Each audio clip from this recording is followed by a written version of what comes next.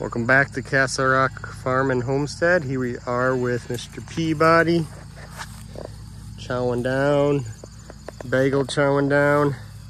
So just updating, like I said, on what we're gonna do for minerals.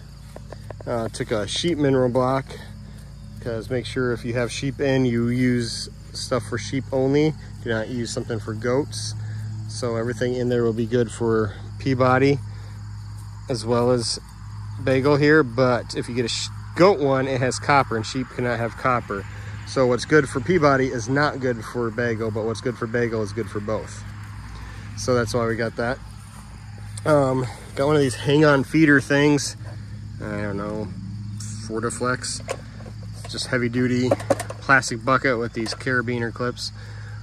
Took a metal rod here and just ran it through the chain link, kind of trying to center it up here to hold the weight, and then clip these onto that metal rod so the weight's spread out across all that chain, so it's not bending or nothing, and got it here underneath the tarp so it doesn't collect water. So got that in there. They got free choice mineral now. This is just a sheep block that I took and split into 4 pieces, so one in a backup for each of the sheep tractors. Got the girls down there. We're gonna move them in a minute. But yeah, we just moved these 2 guys, and you see they just go crazy already when they get to that fresh grass. They're ready to go. And Mr. Peabody's getting that buck funk smell to him.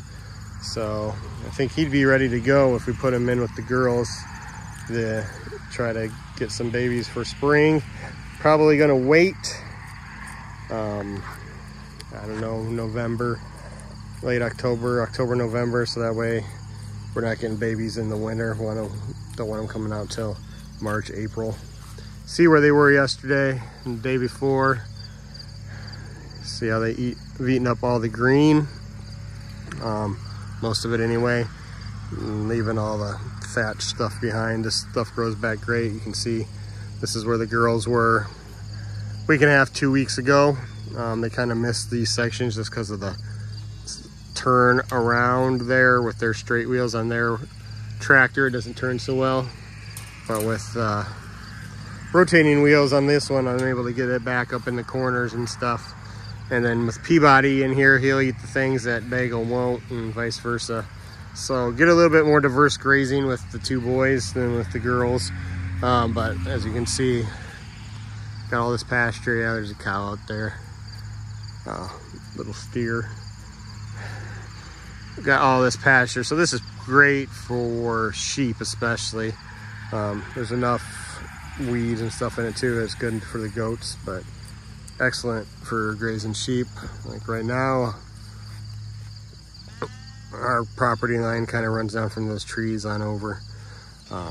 There's probably 4.5, 5 acres out here, probably 4.5. Our yard's probably an acre and a half. So that's ours. So it works great for the sheep, like I said, but right now we're renting it out with our neighbor because they can run back and forth for the cattle. So we got the poly line, separating them out just so they're not rubbing up on this stuff and messing with our animals. Just have to section off this small little area for them. So it's working out great. You can see the next bucket, we got to get the minerals in with the girls and got to move them here as well.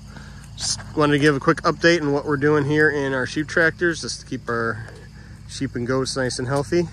And we'll see you next time. Please make sure you like and subscribe. Thank you. Say bye. Well, while I was at it, I figured we'd update you on the girls too. You can see I just set it down here to put that in. Haven't even installed it yet, and they're already going at it. What I didn't get was when I first came in, had to move the water bucket and stuff.